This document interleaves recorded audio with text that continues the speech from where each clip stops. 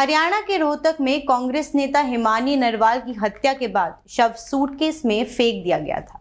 वहीं आज पुलिस ने हत्याकांड से जुड़े मामले में एक युवक को गिरफ्तार किया है, जिसकी पहचान सचिन के रूप में हुई है।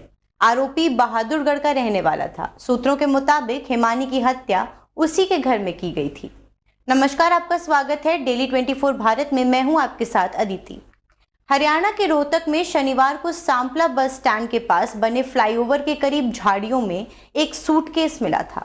इस सूटकेस में एक शव था, जिसे शुरुआत में तो नहीं पहचाना जा सका, लेकिन बाद में साफ हुआ कि ये शव कांग्रेस नेता हिमानी नरवाल की है। हिमानी हरियाणा कांग्रेस की एक बेहद सक्रिय कार्यकर्ता थी। भारत जोड़ो यात्रा के दौरान राहुल गांधी के साथ कदम से कदम मिलाने की उनकी तस्वीरें इस बात की गवाह हैं। फिलहाल ये तस्वीरें पूरे सोशल मीडिया पर छाई हुई हैं। इसके साथ ही पुलिस इस मामले में गहन छानबीन भी कर रही है। पुलिस ने एक आरोपी को गिरफ्तार भी किया है और फिलहाल उससे पूछताछ जारी है। ये इस हत्याकांड में पहली गिरफ्तारी है और पुलिस का दावा है कि जल्द ही मामले का बड़ा खुलासा किया जाएगा। आपको बता दें कि हिमानी की हत्या के बाद उनका शव एक सूटकेस में भरकर फेंक दिया गया था, लेकिन हत्या के कारण और आरोपी के बारे में अभी तक कोई ठोस जानकारी सामने नहीं आई थी।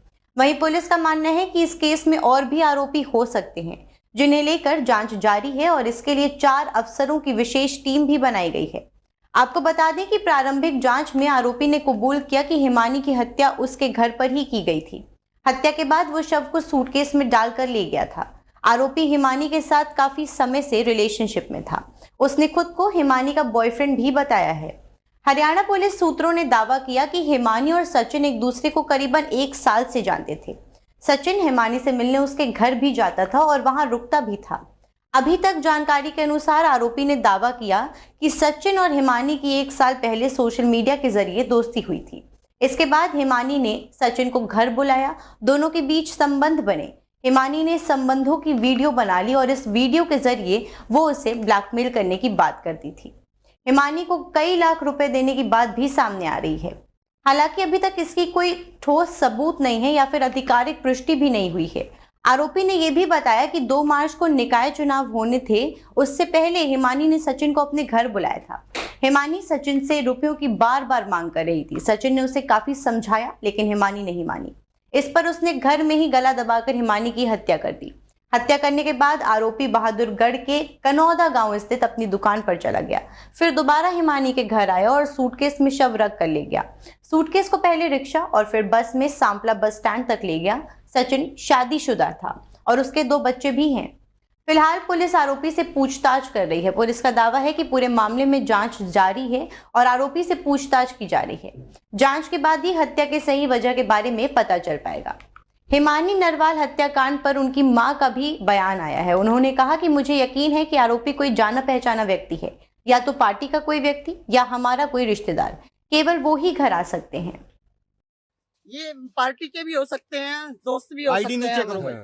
आईडी नहीं चेक करो। पार्टी के भी हो सकते हैं। कभी आपकी बेटी ने बताया आपको कि कोई ऐसा कुछ नहीं था। पार्टी सिर्फ मेरी बेटी का ये था कि पार्टी के कारण उसकी मतलब अब रंजिश हो रही थी, क्योंकि ये चाहते थे ये इतनी छोटी उम्र में हमारे से आगे कैसे बढ़ गई। तो कांग्रेस आपका साथ दे रही है, कांग्रेस के लोग आपके साथ हैं? अब तक मेरे घर पे ना तो कोई आया ना कोई कोई और हो। आपसे फोन पे संपर्क किया दीपेंद्र ने? दीपेंद्र ने नहीं हुआ। कांग्रेस के लिए, कांग्रेस के साथ दिन रात ज्यादा उनके साथ थी। मैंने आशा उड्डा के पास फोन किया था, मेरा फोन नहीं उठा। ठीक है, थैंक यू।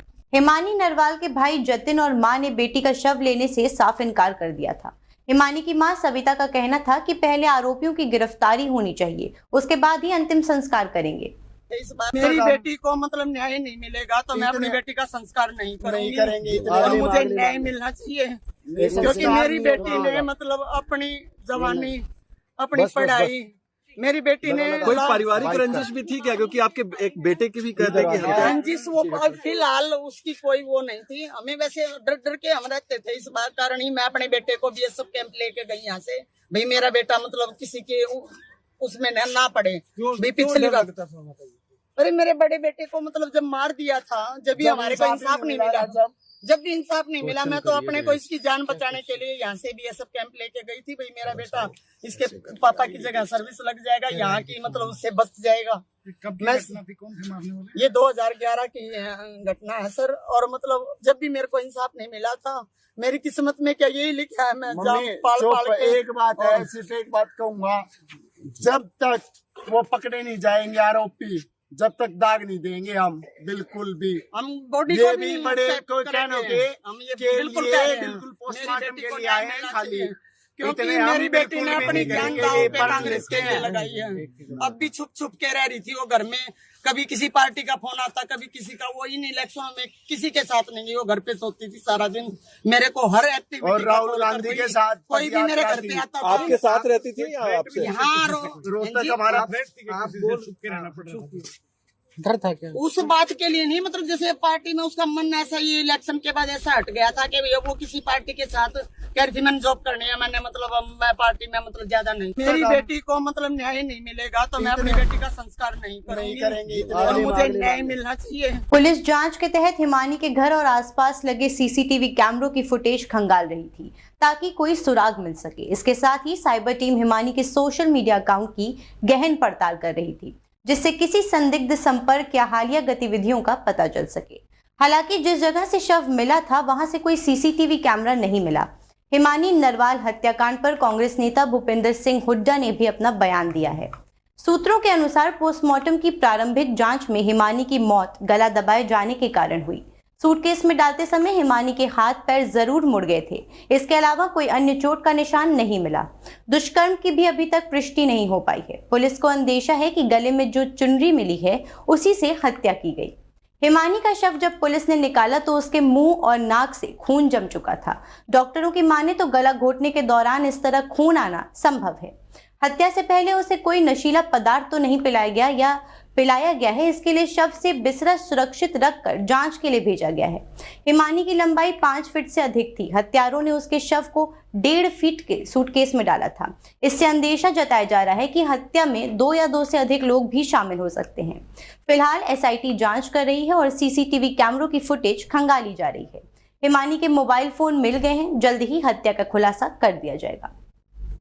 फिलहाल के लिए इतना ही। आगे की जानकारी के लिए देखते रहें Daily 24 भारत।